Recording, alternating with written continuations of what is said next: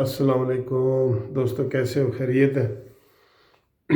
اتوار کا دن گزر گیا اور اتوار کے دن ایک شخص نے وعدہ کیا تھا کہ میں ٹرین کے حادثے کے حوالے سے میڈیا میں بات کروں گا، اور اس وقت انہوں نے سوالوں کے صحافیوں کے جواب نہیں دیے۔ اس نے کہا جی میں اتوار والے دن بڑا اہم اعلان کروں گا۔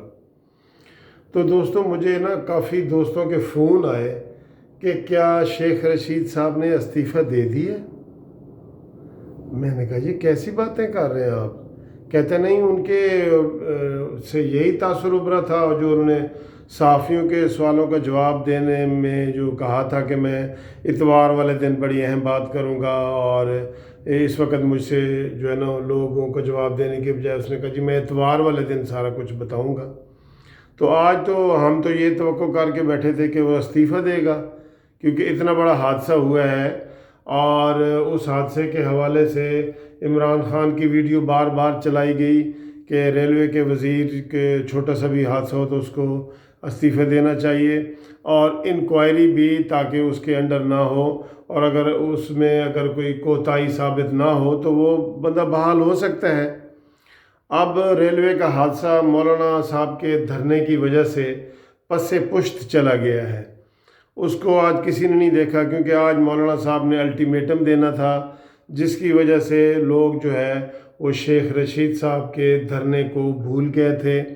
اور اس کے بعد مجھے کافی دوستوں نے پھر بھی فون آئے کہ جی آپ نے وہ دھرنے کے حوالے سے کوئی وہ شیخ رشید کے بیان کے حوالے سے ویڈیو نہیں بنائی۔ تو میں ان کو بتا دینا چاہتا ہوں کہ دوستو، یہ ایک حادثہ ہوا ہے نا جس میں 75 لوگ مارے گئے ہیں، شہید ہو گئے ہیں، بیچارے جل کے راکھ ہو گئے ہیں۔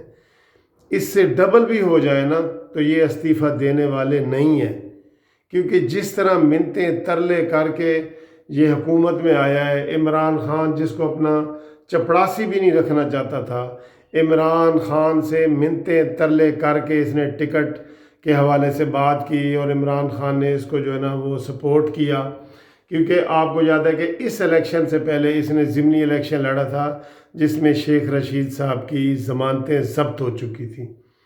تو چنانچہ ان کو معلوم ہو گیا کہ میں یہ نواز شریف کے بغیر نہیں جیت سکتا، تو پہلے بھی نواز شریف کی جیتی ہوئی سیٹوں پہ یہ مشرف کے ساتھ مل گیا تھا سب کو، اور مشرف کا ترجمان تھا پہلے نمبر کا۔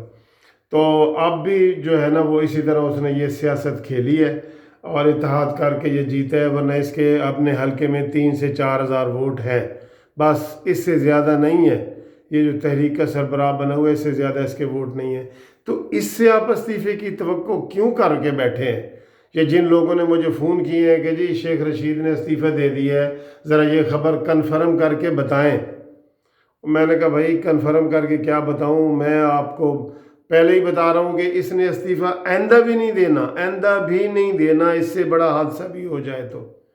یہ تو اس کو لت لگی ہوئی ہے، اور اس نے جناب سارا کچھ، اس کی کوئی تحقیق نہیں ہو رہی، اس کا وہ فارم ہاؤسز ہیں، سارا کچھ ہے، تو یہ اپنے آپ کو فخر سے کہتا ہے کہ میں جناب GHQ کا بندہ ہوں۔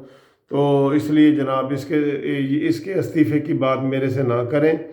اور بڑے افسوس کی بات یہ ہے کہ شیخ رشید صاحب نے میڈیا کے سامنے، بھرے میڈیا کے سامنے سب سے کہا تھا کہ میں اتوار والے دن ساری قوم کو بتاؤں گا اور میں پریس کانفرنس کروں گا، اور لوگوں کو توقع یہی تھی، جس طرح مجھے فون آ رہے ہیں کہ وہ استعفیٰ دے گا۔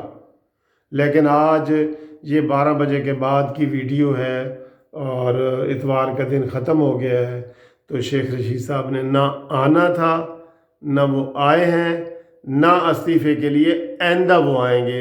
اس لیے استعفے کی بات آپ جو لوگوں نے فون کیا ہے نا، وہ بھول جائیں۔ خدا حافظ۔